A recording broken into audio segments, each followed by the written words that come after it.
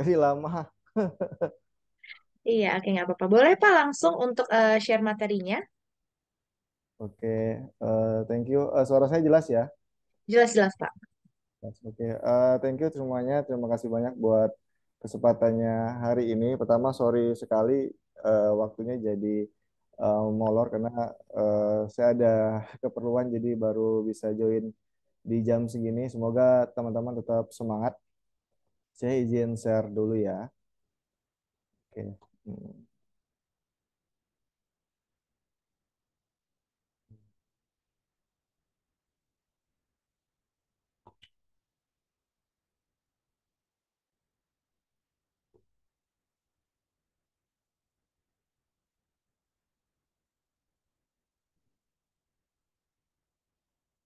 Apakah sudah kelihatan semuanya, guys? Belum. Sudah. Halo? Belum Pak, belum muncul. Belum kelihatan? Belum, belum.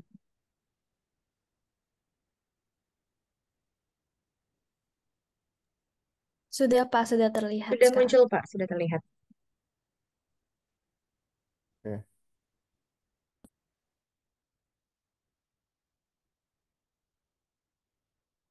Jika nanti suaranya saya hilang atau mungkin screenshotnya hilang, bisa diinfoin aja ya, karena internetnya lagi agak kurang oke ya, Mbak Citsa.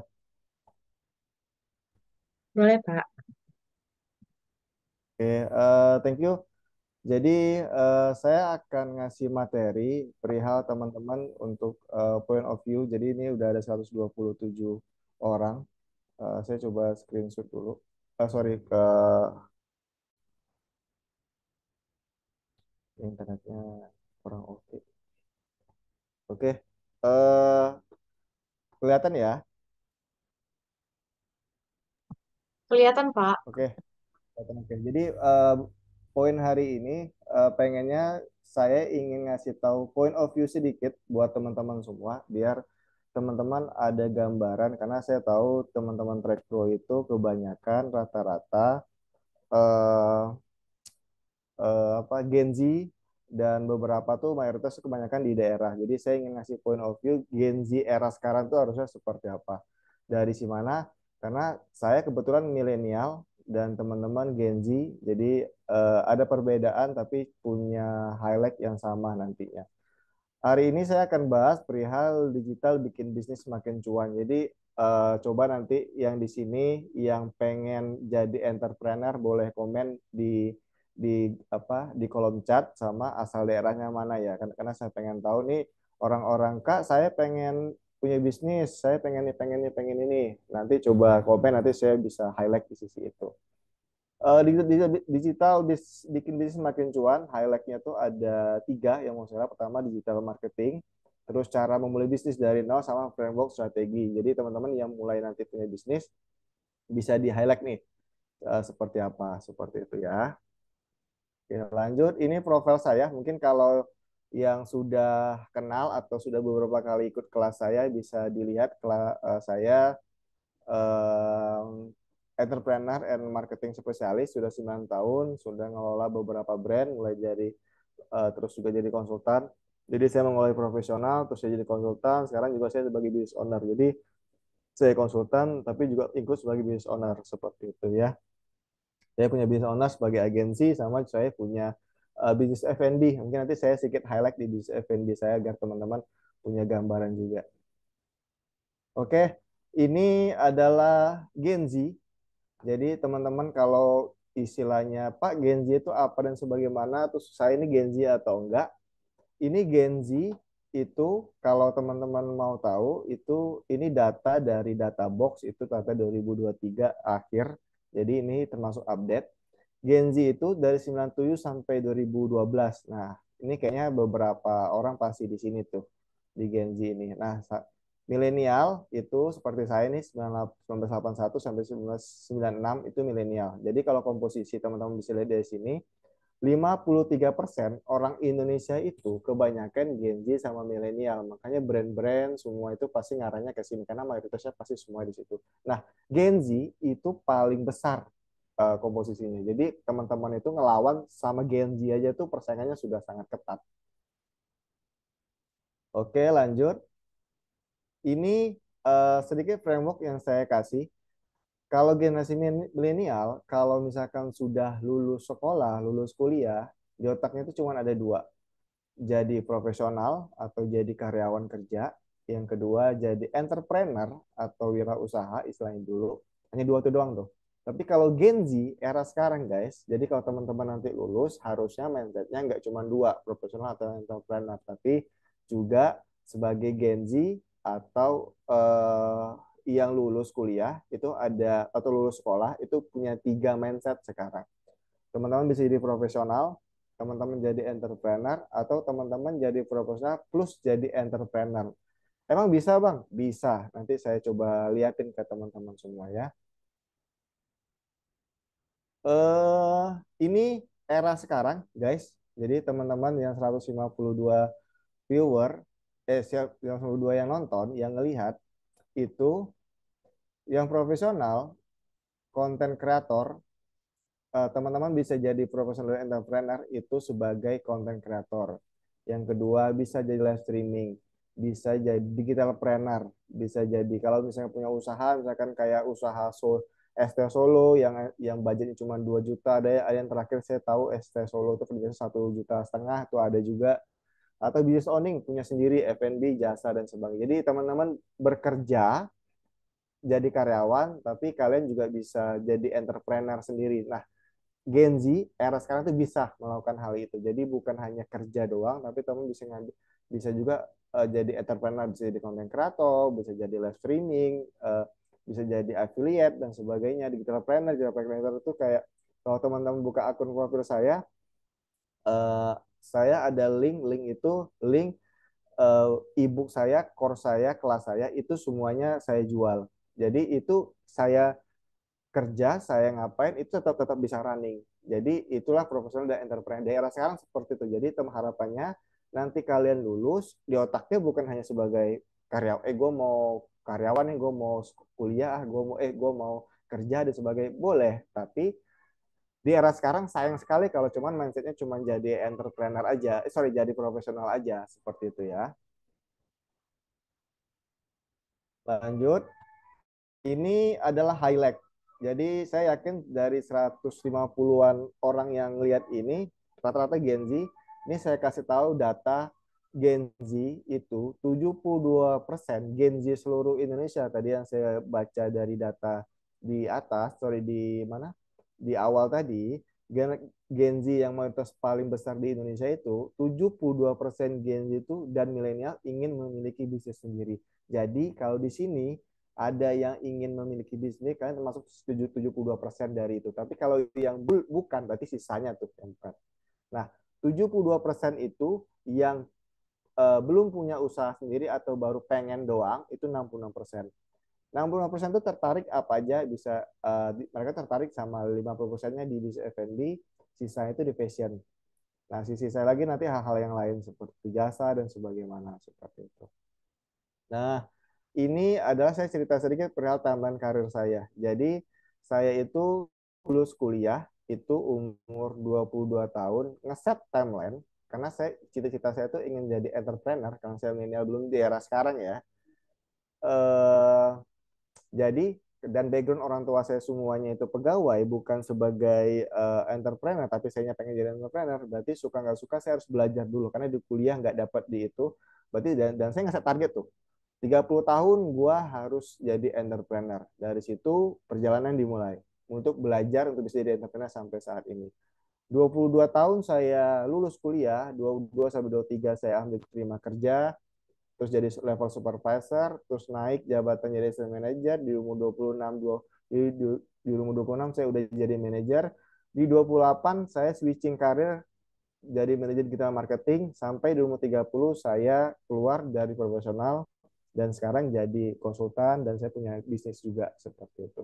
Jadi itu cara saya dan dari umur 22 tahun lulus kuliah sampai umur 30 tahun itu saya belajar semua hal yang saya nggak dapat dari kuliah karena kuliah itu mengajarkan secara teori saja tapi kalau teknis teman-teman harus praktek langsung ke lapangan seperti itu.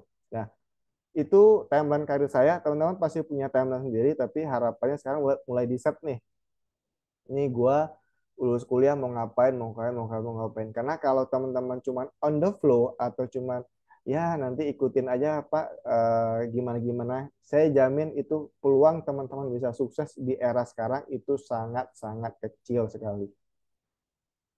Jadi mulai di note ya guys ya. Bukan hanya tadi kalau saya baca baca mana baca di chat itu mau nanya sertifikatnya gimana bang dan sebagainya, sertifikat apakah benar benar, tapi teman-teman juga harus mulai mikir sertifikat itu tuh hanya sebagai toolsnya aja, tapi untuk sampai ke titik di mana kalian harus show up, harus apa, itu nggak sertifikat lagi tapi soft skill yang ada di diri sendiri. Nah, kenapa sekarang itu penting di marketing digital? Jadi kenapa saya bilang bisnis itu sekarang harusnya teman semua bisnis? Karena digital itu memperluas semua audiens, semua orang tahu kita bisa jualan apa dan sebagainya. Dulu misalkan nih orang jualan keripik itu di Depok, orang-orang Depok doang nih yang tahu. Tapi sekarang kalau teman jualan keripik, orang Makassar tahu, orang Palupo tahu, orang Palu tahu, orang Jawa tahu, semuanya tahu dengan apa? Dengan digital.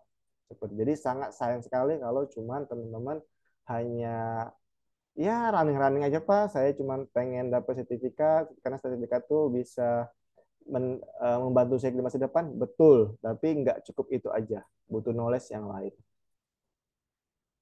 Nah, ini adalah gambaran kecil sederhana aja kenapa pentingnya di bisnis sekarang.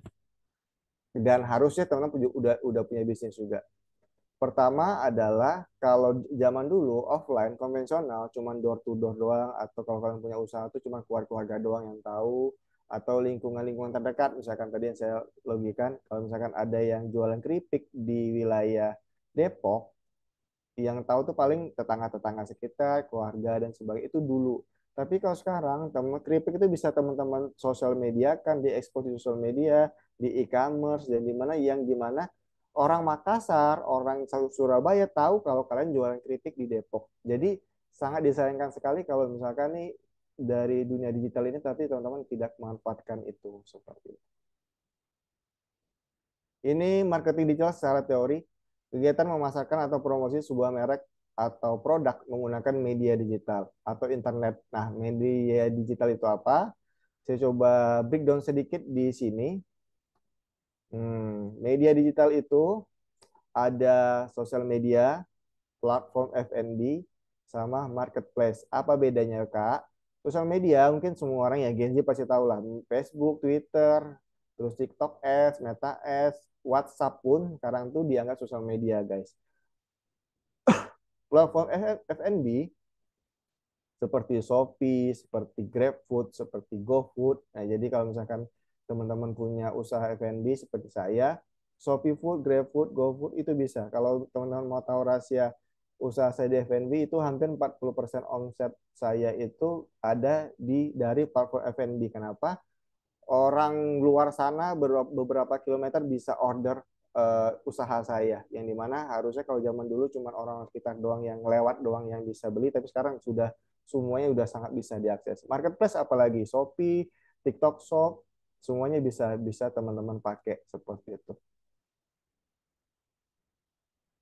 Mau mulai bisnisnya gimana? Ini kalau yang sudah pengen usaha bisnis, yuk kita belajar bareng-bareng. Yang sudah punya ide terus bingung mau ngapain, atau lagi, Pak, Bang, aku pengen bisnis tapi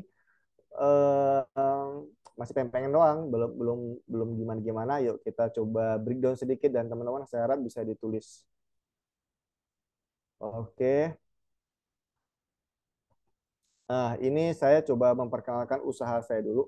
Jadi selain saya punya agensi marketing, energi marketing, saya juga punya usaha uh, F&B, roti bakar saya F&B, yang dimana outletnya di sini yang beli bisa berkilo-kilometer dari, karena cara saya mendigitalkan brand ini seperti itu. Jadi yang saya bilang, saya bukan edukator tapi saya praktisi. Jadi apa yang saya bicarakan itulah itu yang saya lakukan ke apa ke usaha saya dan ke background saya seperti itu. Pertama yang dilakukan adalah jika teman-teman mau punya bisnis adalah pertama market research, analisa industrinya dulu. Kalian mau bisnis apa nih? Bang, saya mau bisnis F&B, F&B apa? Saya mau fashionnya apa? Fashionnya apa? Fashion anak kah? Fashion muslimah kah? Fashion baju olahraga kah? Jasa sama jasa tuh seperti apa? Catering, terus jasa itu potong rambut, barbershop itu jasa dan hal itu teman harus spesifik dulu nih mau bisnis mau ke arah mana karena semua itu pasti ada positif negatif. Terus berikutnya adalah analisa kompetitor. Kalau misalkan nih saya F&B, berarti saya harus ngecek nih kompetitor tuh menu-menunya yang dijual apa aja sih, harganya berapa sih, terus layanannya kayak gimana sih, itu strategi marketing mereka seperti apa sih, seperti itu. Nah, kita nih kejauhan. Terus tentukan target marketnya. Ini kalian mau ngambil marketnya yang menengah kah, atau pelajar kah, atau pekerjaan juga jobnya. Apakah dia ibu rumah tangga, apakah dia mahasiswa, apakah dia siswa, itu ditentukan. Terus berikutnya adalah generasi. Nah, yang tadi saya bilang dari awal, ini kalian mau nyasar pasar Gen Z kah, milenial kah, baby boomer kah, karena itu beda-beda. Gen Z misalkan F&B, oh Gen Z itu suka menu-menu yang up to date yang ikutin tren. Milenial tuh suka makan makanan tuh yang rasanya tuh nggak terlalu tajam. Jadi sespesifik itu kalau misalnya kita bisnis di era sekarang. Berikutnya adalah pelajarin tren industrinya seperti apa. Misalkan nih kalian mau bisnis fashion, tren fashion itu sekarang seperti apa dan sebagainya. Itu ditulis dulu, dicoret-coret dulu. Jadi nggak asal bikin bisnis. Ah, saya mau pengen bikin bisnis, ini launching, tuh nggak bisa guys kalau di era sekarang. Jadi butuh market research dulu. Lanjut. Berikutnya adalah setelah market research, teman-teman harapannya adalah buat konsep bisnis. Terus apa aja? Pertama jenis usaha, nama brandnya seperti apa, menu yang teman-teman tawarkan tuh gimana, lokasinya itu di mana. Jadi jenis usahanya apa, nama dan brand itu penting juga untuk jadi personality brandnya kalian. Menu atau yang kalian tawarkan itu seperti apa, itu mulai ditulis, mulai dicoret. Berikutnya adalah lokasi. Lokasinya itu apakah di dekat sekolah, apakah di tepi jalan, ataukah hanya just online, jadi kalian buat di rumah terus dijual di online. Nah, itu harus. Berikutnya adalah strategi marketing. Nah, ini penting. Jadi setelah produknya ada, usahanya pengennya apa, berikutnya adalah strategi marketing. Strategi marketingnya apa? Saya coba kasih framework dulu. Jadi ini adalah framework yang di mana-mana bisnis itu pakai, mulai dari multinasional, mulai dari yang menengah, mulai dari atau yang UMKM. Ini adalah framework yang teman-teman harus tempel sekali di otak, catat, dan bisa harus dilakukan. Pertama adalah awareness. Orang harus tahu kalian itu jualan apa, brandnya apa. Berikutnya, setelah orang tahu, baru di fase berikutnya acquisition. Acquisition itu apa? Acquisition itu setelah orang tahu, terus ajak mereka untuk beli produk kita. Jadi sudah tahu, yuk beli produk kami, coba. Nah, itu acquisition. Terus berikutnya terakhir adalah retention. Dari mereka sudah tahu, mereka cobain produk kita, besoknya usahakan mereka beli lagi produk kita. Nah, alur itu yang teman-teman harus jaga. Flow ini yang harus teman-teman harus kuasain untuk di sisi kalau teman-teman pengen punya bisnis. Jadi nggak asal-asal aja untuk bisa punya bisnis. Berikutnya adalah awareness-nya, saya kasih bagiannya adalah perihal kontennya karena sangat banyak sekali perihal. Mungkin hari ini saya cuma ngebahas perihal perkontenannya aja. Konten is everything. Di era sekarang konten itu adalah segalanya. Teman-teman harus kreatif di sisi konten, ngikutin flow dan sebagaimana. Ini saya kasih alur konten yang biasa saya lakukan dan biasa dan common di beberapa tempat. Pertama adalah kontennya video yang dimana videonya bisa masuk ke Instagram, Meta, ke Twitter, ke e-commerce dan sebagaimana. Dari video itu pindah ke foto campaign. Dari foto campaign orang tahu highlightnya apa, pindah ke foto katalog. Dari katalog itu bisa dilihat apa ya, peritil-peritilannya, bisa dilihat keunggulannya apa, baru mereka bisa mau beli. Jadi alurnya seperti itu di era sekarang ya. Mungkin kalau teman-teman sekarang Gen Z sering lihat di TikTok video-video ujungnya keranjang kuning, kalau kalian klik keranjang kuning masuk ke foto campaign, terus kalian klik lagi foto campaign itu masuk ke katalog-katalog mereka, definisi produknya seperti apa, baru kalian minat beli gitu kan. Nah itu alurnya di era sekarang. Jadi nggak kucuk-kucuk tiba-tiba hak selling ngasih tahu, guys, aku punya produk ini, beli dong. Nah, itu nggak bisa tuh. Jadi alurnya sekarang itu mulai dari kontennya yang harus oke, baru masuk ke foto campaign, foto katalog, baru deh bisa closing. Nah, ini channel-channelnya yang di bawah, mulai dari e-commerce-nya, sosial medianya, dan sebagaimana ini teman-teman bisa uh, dicobain. Berikutnya adalah ini, bentar ya. Ini adalah jenis konten. Jadi teman-teman harus bisa ngebedain jenis-jenis konten. Ini teman-teman saya yakin sering terpapar nih konten-konten seperti ini.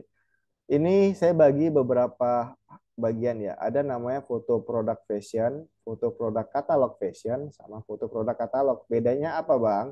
Foto produk fashion itu biasanya tuh sama fungsinya, sama orangnya langsung. Contoh misalkan nih tadi sepatu, dia jualan sepatu tapi ada modelnya, bisa dipakai, fungsinya gimana. Nah, itu produk fashion tuh. Ada campaign-nya.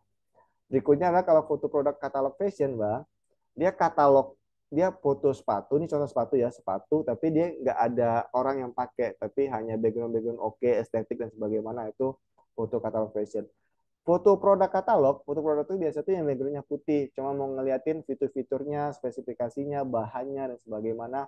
Nah itu di sana. Jadi art seninya di fashion, terus katalognya tuh untuk lebih spesifik seperti itu. Jadi ini kalau yang udah punya usaha, coba perhatikan hal-hal gini Jo. Jadi jangan kucut-kucut kalian mengeluarkan foto produk usaha terus backgroundnya putih lah gitu doang, tapi nggak tahu maksudnya gimana gimana. Jadi mulai hal-hal seperti seperti ini tuh mulai diperitilin. Mungkin mungkin ada orang tua kalian yang punya usaha, pengen dikembangin, kok medianya begini-begini doang. Nah, teman-teman bisa improve tuh di sisi itu. Berikutnya adalah acquisition. Tadi apa acquisition? Acquisition itu setelah orang tahu, terus ajak mereka untuk beli. Saya kasih tips di waktu ini itu adalah USP-nya. USP itu apa? USP itu Unique Selling Proposition. Di era sekarang nggak bisa teman-teman tuh plug ketiplek sama dengan yang lain. Berarti kalian harus punya unique selling proposition-nya yang membedakan kalian dengan yang lain. Pertama adalah temukan keunikannya. Jadi USP itu kalau kalian punya usaha, mau usahanya kalian, usahanya orang tua dan sebagainya, perhatikan kalian harus cari keunikan usaha itu apa. Yang kedua adalah fokus sama target pasarnya. Target pasarnya apa? Gen Z, mahasiswa, ibu-ibu rumah tangga dan sebagainya, itu fokus ke sana. Yang kedua adalah USP-nya jelas dan ringkas. Jangan bertele-tele, jangan terlalu banyak story, ringkas. Jadi contoh misalkan saya punya usaha roti bakar. Roti bakar saya itu, saya USP-nya adalah betulan dibakar. Jadi roti saya itu nggak dipanggang tapi dibakar. Jadi highlight saya itu betulan dibakar. Jadi itu langsung masuk ke marketnya. Berikutnya adalah buktikan USP-nya. Jadi contoh saya nih, roti saya itu betulan dibakar, ya beneran buktikan emang betulannya dibakar, ada apinya seperti itu. Nah, terus terakhir adalah gunakan USP itu dalam semua aspek bisnis, mulai dari medianya, mulai dari konten-kontennya, mulai dari foto produknya dan sebagainya, itu harus konsen dan harus sama. Itu USP. Ini saya kasih 4 ide teman-teman mulai USP itu dari mana.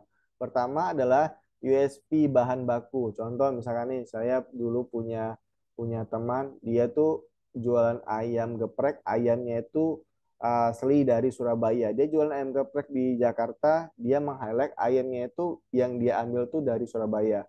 Bumbunya itu bumbu khas turun menurun dari neneknya. Jadi itu yang di highlight. Jadi bahan bakunya di teman bisa highlight. Yang kedua adalah USP customer service, layanannya gimana.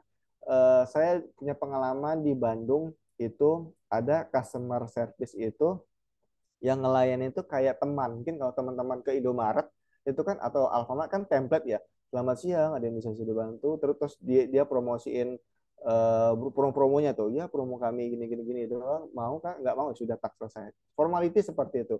Nah, uniknya kafe di Bandung itu dia customer service-nya itu kayak kita teman, humble. Jadi diajak cerita, kakak gimana, apa kabar? Jauh ya, gini-gini. Jadi lebih ke sana tuh, lebih deep ke sana. Nah, itu USP-nya mereka. Jadi orang mau datang. Terus berikutnya adalah USP continuity. Continuity itu apa? Kayak pembaruan. Misalkan ini contoh usaha, pembaruan berkelanjutan go green. Nah, itu tuh continuity tuh. Misalkan nih kalian punya usaha packagingnya tuh bisa go green, bisa didaur ulang dan sebagaimana anti plastik dan sebagainya. Nah, itu USP continuity itu. Yang keempat, USP unique konsep, konsep unik. Kalau misalkan saya contoh itu kafe kucing, tahu nggak ya kafe kucing? Nah, kafe kucing itu USP-nya adalah eh, kafe kita nongkrong tapi ditemenin kucing-kucing. Nah, itu kan konsepnya unik tuh. Hal-hal gitu tuh. Ya, ya yang mulai dicari. Jadi jangan punya usaha tuh yang sama aja. Itu jangan, guys. Contoh, misalkan nih sekarang kalau misalkan di sini udah mulai pengen usaha, Pang, aku mau usaha es teh. Oke, nggak apa-apa. Terus es teh itu yang bedain sama es teh kalian sama yang lain apa? ST saya itu ada lecinya bang, oh bagus, berarti ST kalian tuh ST-nya ada lecinya, ST leci misalkan, ST isinya madu. Nah, jadi hal-hal unik itu yang harus di teman-teman keluarkan, mulai dipikirin di bisnisnya, mulai bisnis kalian atau bisnis orang tua atau bisnis teman atau gimana mau ngembangin. Nah, hal-hal gini harus mulai diperhatikan ya. Nah, berikutnya adalah retention. Retention itu apa? Yang tadi saya bilang, orang sudah tahu produk kita apa, orang sudah kenal, terus mereka sudah mau coba beli, pikirin gimana mereka besoknya mau beli lagi. Nah, itu retention. Nah, itu PR-PR dari brand-brand besar, itu retention itu pasti selalu dijaga sama mereka. Karena mereka ingin kalian beli lagi, beli lagi, beli lagi. Caranya gimana? Ada 4 sederhana yang bisa teman-teman highlight di sini. Pertama adalah program loyalitas. Contoh kalau misalkan membership, misalkan kalau misalkan lagi nongkrong-nongkrong di kafe, kayak kopi kenangan, janji jiwa dan sebagainya, mereka punya membership yang kalau beli dapat, kalau member dapat promo dan sebagainya. Itu retention tuh supaya kalian bisa mau beli terus di tempatnya dia. Brand awareness misalkan pakai KOL, pakai influencer untuk menjaga eksistensinya di top of mind-nya kalian. Kalau contoh misalkan hobi ngopi, gue mau ngopi kopi kenangan terus, berarti kan kopi kenangan brand tuh harus terus masuk ke audiens, ke otaknya kalian, harus terus terlihat, harus terus ini. Nah, itu brand awareness. Berikutnya adalah promo diskon. Promo diskon itu termasuk dari campaign retention yang dulunya kalian nggak mau beli karena diskon pengen beli lagi. Nah, itu. Terus terakhir adalah berinovasi dan beradaptasi. Berinovasi itu contoh nih, usaha F&B terus upgrade menunya, upgrade servisnya, upgrade, oh setiap 3 bulan sekali kami punya menu baru. Nah, itu berinovasi dan beradaptasi. Beradaptasi yang dulunya offline sekarang dia bisa online, yang dulunya cuma bisa belinya take away sekarang bisa nongkrong di situ. Nah, itu beradaptasi, guys. Sorry.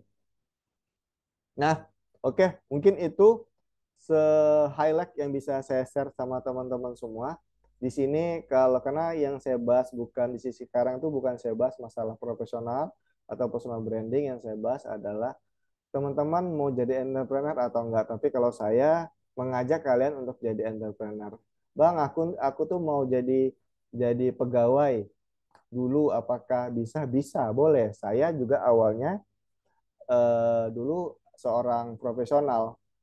Jadi saya dulu kuliah, saya lulusan Jambi, lulus kuliah, terus saya ngeset target dari umur saya, Bang, saya mau 30 tahun harus jadi entrepreneur. Berarti dari 22 tahun sampai umur 30 tahun saya ngeset tuh.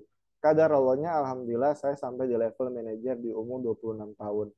Tapi saya lepas kerjaan saya di 30 karena saya punya mindset target saya mau jadi entrepreneur di umur 30 tahun. Oke. Mungkin itu yang bisa saya bahas di hari ini.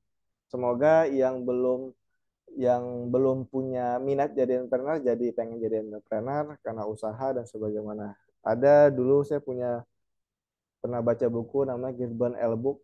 Kalau kalian mau kaya, jangan jadi pegawai, jadi pengusaha. Kalau pegawai nggak bisa kaya-kaya. Itu anekdot tapi lucu juga di era sekarang. Karena era sekarang semua orang jadi affiliate. Saya punya teman pegawai, dia affiliate Shopee.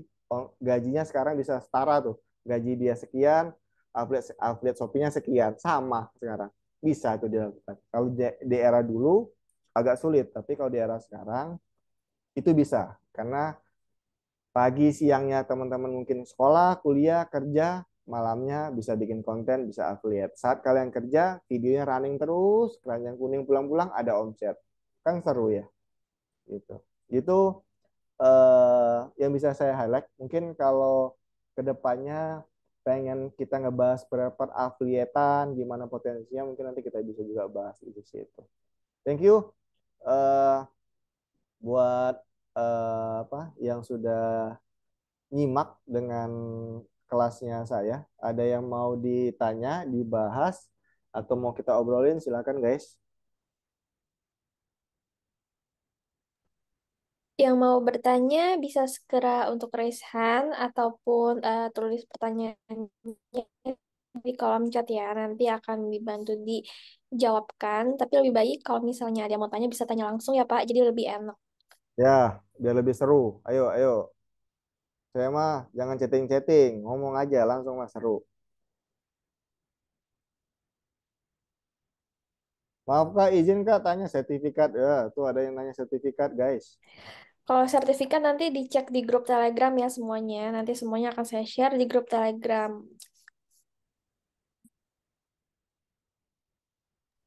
Ya, yang mau tanya bisa segera sebelum waktunya habis, mumpung masih ada waktu.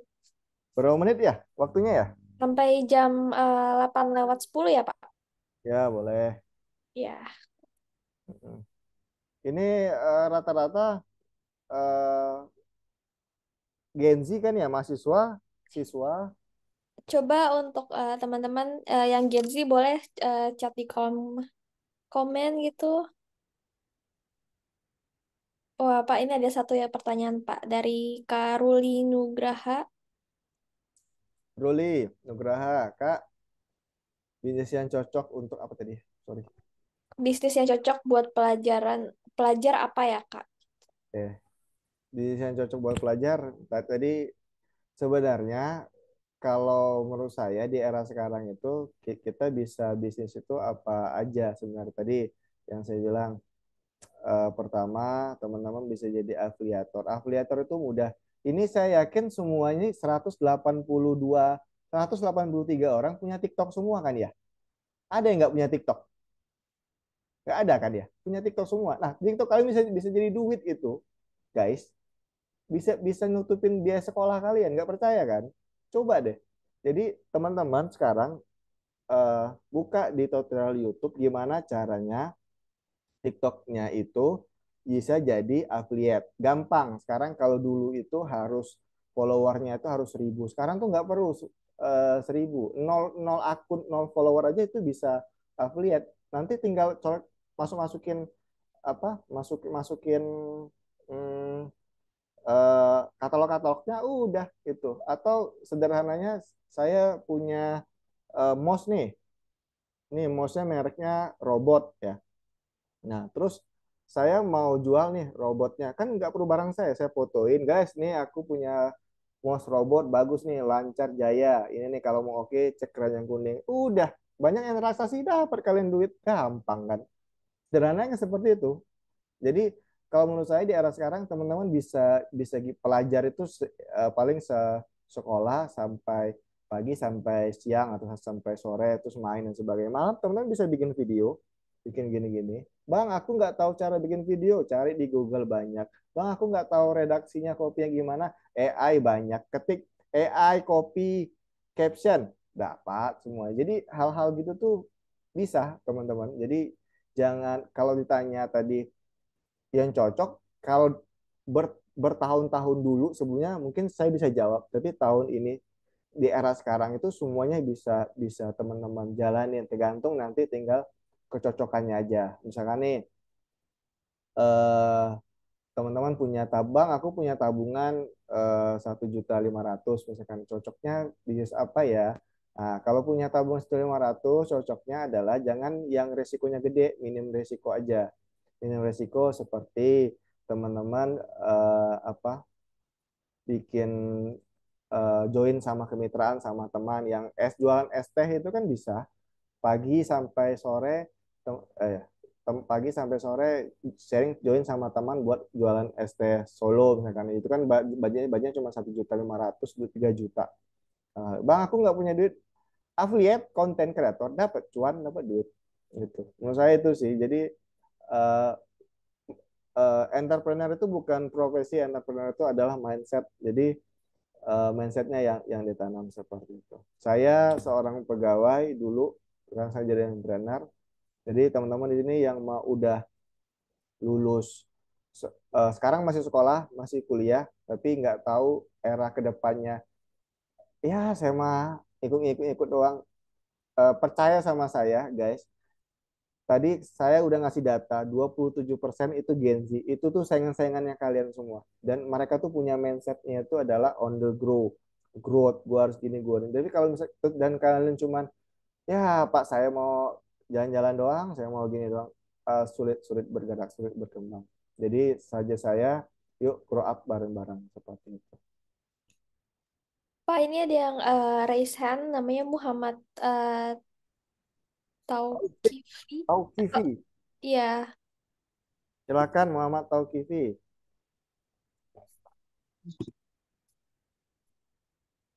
Muhammad Tauqifi. Ayo, izin bertanya, Kak.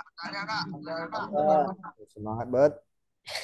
Ya, bagaimana cara Kakak melakukan analisis pasar untuk mengembangkan strategi pemasaran? Oke. Muhammad Taufik udah punya usaha? Siap, sudah. Apa usahanya? Usaha floris. Floris, good. Gimana perkembangan Pak Floris? Udah berapa lama? Ya, saya analisis sih masih konsumennya pada teman sendiri. Bagus dong. Saya di Belum sampai terjangkau ke orang strangers gitu. oh, oke. Oke. Tadi pertanyaan gimana saya menganalisa marketnya ya? Ya, Oke. benar. Oke. Kalau saya, thank you buat pertanyaannya. Semoga usahanya Floris bisa berkembang. Saya punya teman usaha Floris dari dia cuma karyawan Floris, sekarang udah punya Floris sendiri dengan cara apa? Ngembangin digitalnya aja, awareness-nya digedein. Jadi semoga bisa di sisi itu. Nah, kalau pertanyaannya perihal gimana cara saya riset market, pertama adalah saya ngelihat masalah yang ada di lapangan dulu aja.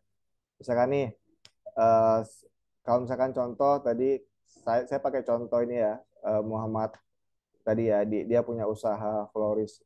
Dilihat dulu nih, market apa ya, masalah di sana tuh apa? Misalkan masalah di sana itu kalau orang mau buka floris itu susah aksesnya, susah ini opportunity-nya ternyata ada tapi susah nyarinya. Itu yang di highlight sama. Jadi usaha itu tuh ada mencari solusi dari masalah yang ada. Jadi itu aja sederhananya. Jadi kalau misalkan sekarang florisnya terus bergerak dan berkembang, cara expand-nya adalah awareness digital.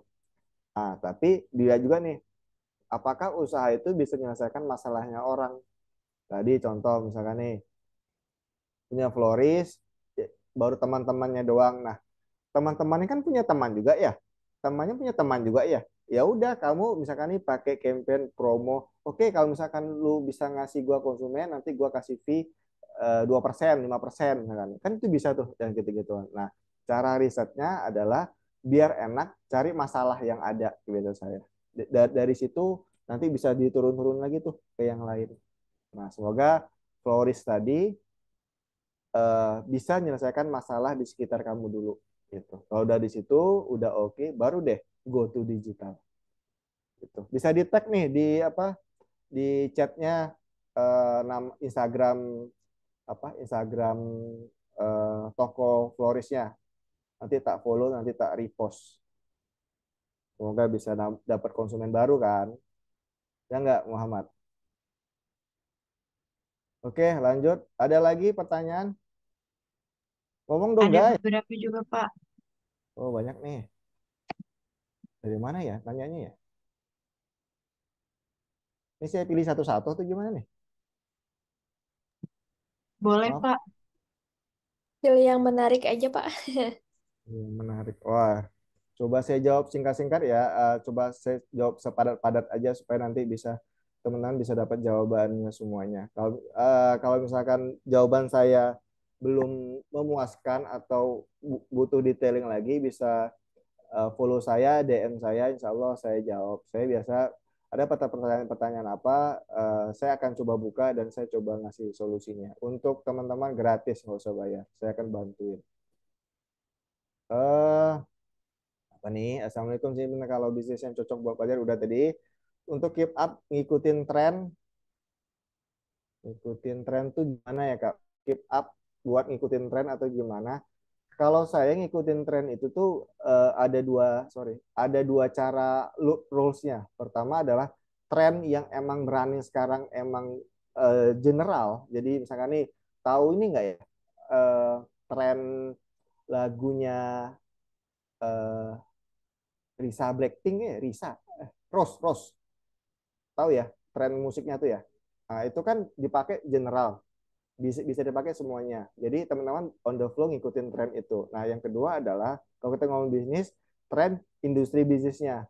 Karena tren itu eh, gimmick-gimmick marketingnya ke arah mana nih? Nah, gitu. Jadi hal-hal kayak gitu yang bisa caranya gimana keep up ya aware di sosial media terus aja ngeliatin tren seperti apa dan sebagaimana aktif aja di sosial media dan nggak harus jadi apa ya jadi pelaku kalau misalkan emang fokusnya ngikutin tren ya on the flow aja minimal teman-teman dapat istilahnya kalau saya zaman generasi generasi milenial tuh up to date aja ngikutin sosial media dan sebagainya harusnya itu tidak sulit untuk teman-teman Gen Z mahasiswa bisnis semester 1 Kak ya Berarti kita harus kayak dari partner bisnis juga ya kak. Kalau kalau dari apa namanya biar produk kita itu tahu di semua orang gitu. yang mana nih ini siapa nih yang ngomong nih Saya kak, berarti kita kan kalau mau mengenalkan produk-produk ke orang-orang itu berarti kita harus nyari partner bisnis juga ya. Kayak tadi tuh yang harus itu kan harus dari teman ke teman gitu. Nanti dikasih 2%-nya. Berarti kita tuh harus ada partner bisnisnya juga. bisa partner bisnis itu cuma salah satu bagian strategi aja eh, yang bisa teman-teman highlight untuk nyari channel opportunity yang lain.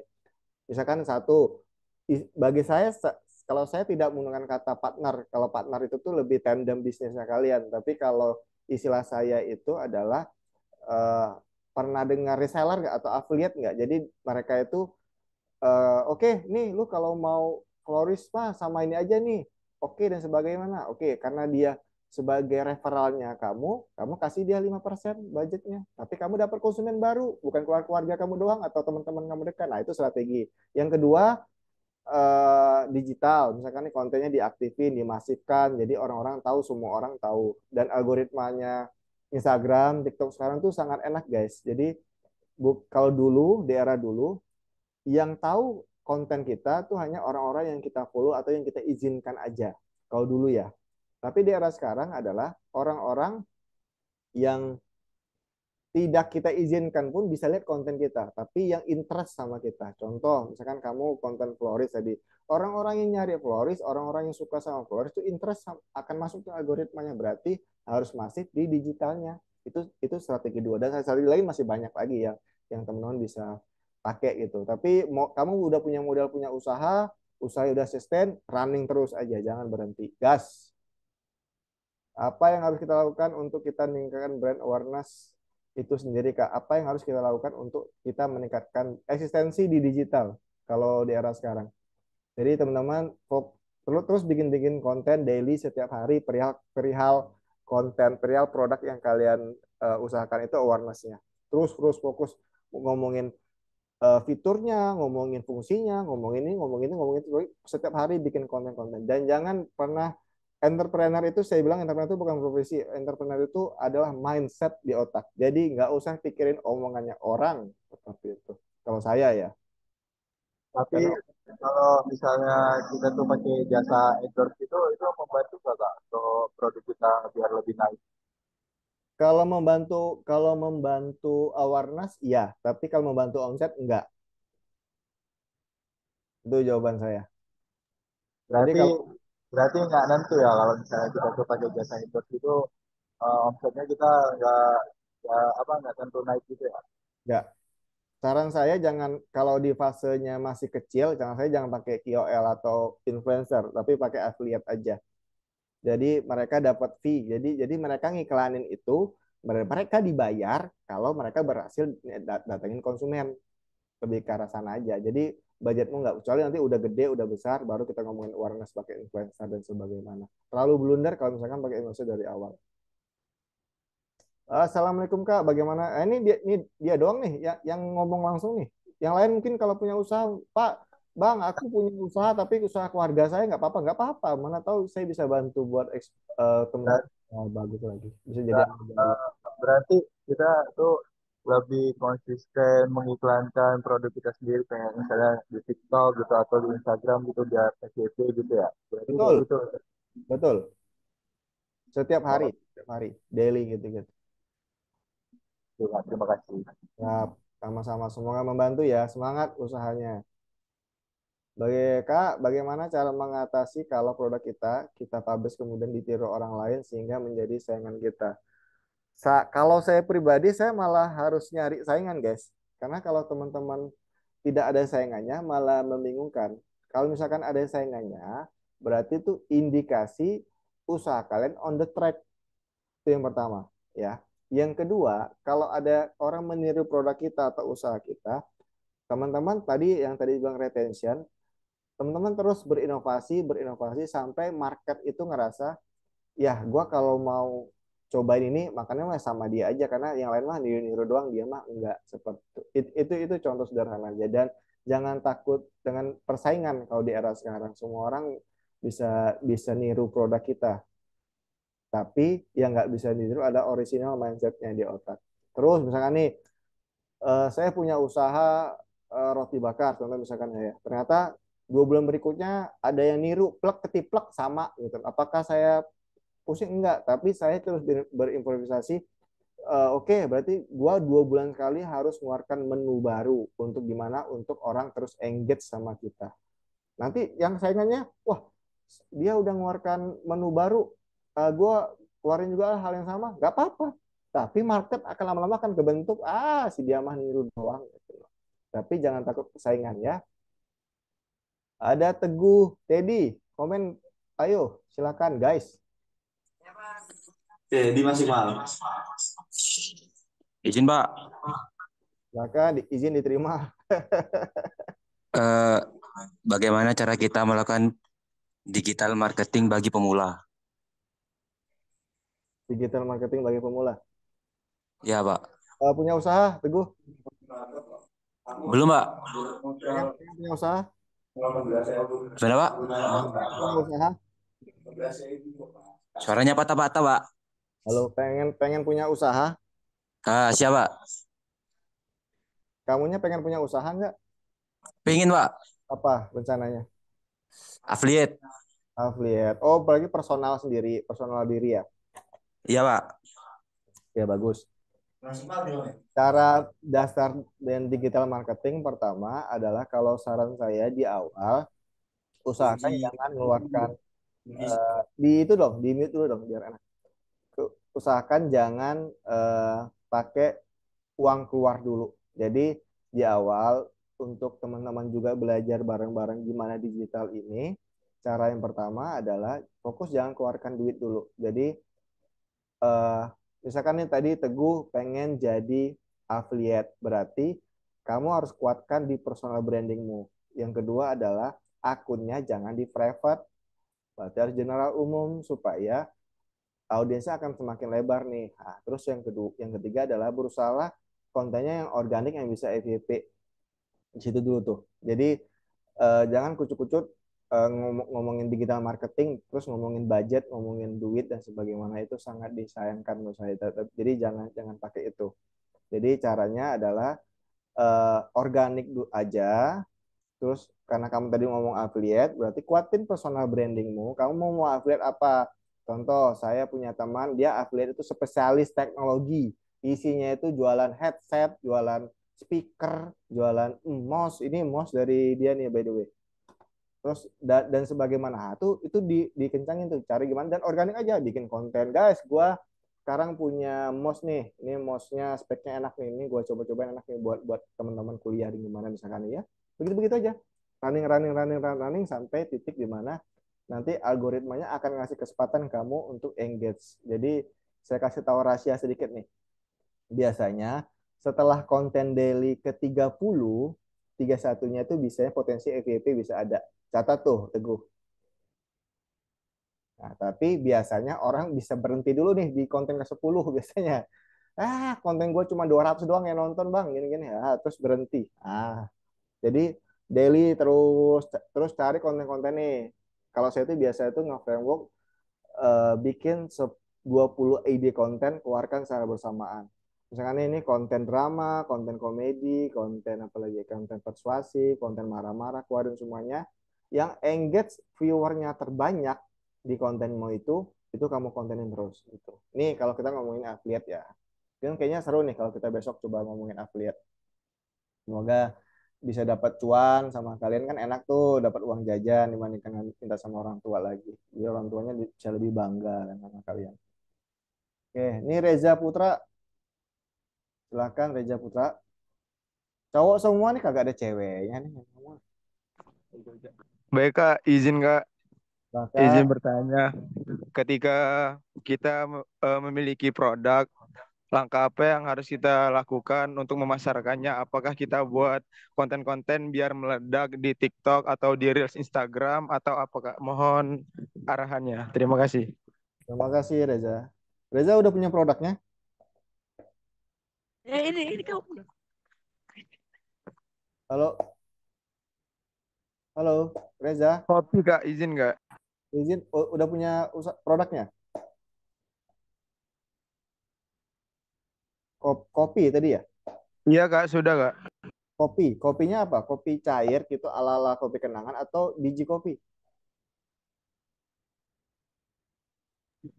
Kopi kayak janji jiwa gitu-gitu Kak. Oh, oke asik. Oke. eh Kalau sudah punya produk harus gimana? Kalau pertama, kalau saran saya adalah kamu harus kenal dulu sama produk kamu dulu.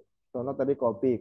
Perbedaan kopimu sama kopi kenangan apa? Perbedaan kopimu sama kopi jadi jiwa apa? Kalau emang mau niat ya.